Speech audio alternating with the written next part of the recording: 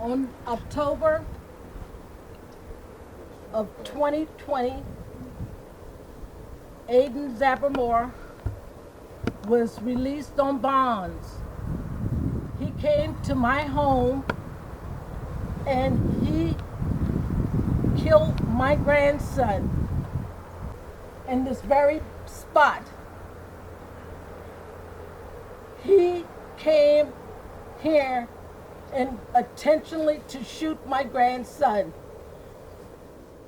He put 2 bullets into my home, shot my grandson several times. 2 bullets went into this home where the deputy lived, and my grandson died because of his action. And he was released on bonds after he planted this murder. After he was released, he contacted my grandson, my minor grandson. My family hurts every day because my grandson is no longer with me. My grandson was loved by his family and by the community. My grandson, my grandkids were in the home. There were 9, 7, and 6. The last time memory they have of their cousin was watching him through the window as he lie here dying. Aiden is out free and he has no remorse. He can contact my grandson and put fear into his heart. It's not fair. My grandson, he played football. He went to Millamont. He graduated. He was a good boy.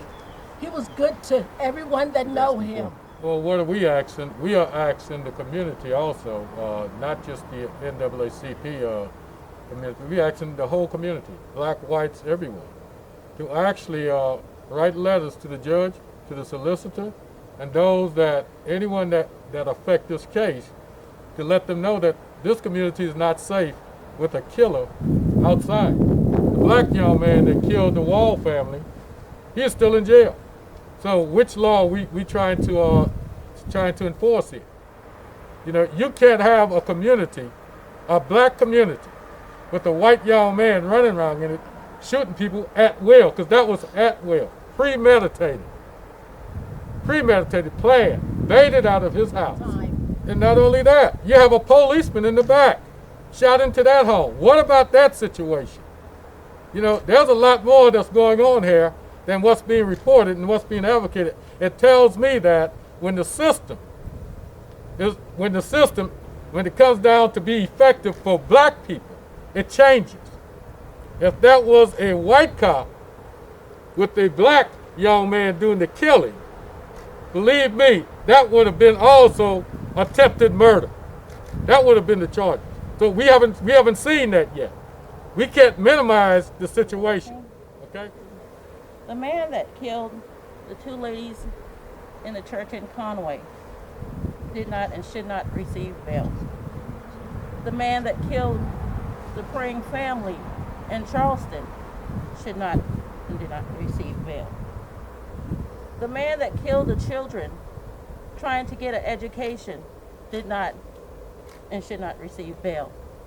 The young man that killed Deondre Brown should not and shouldn't have received bail.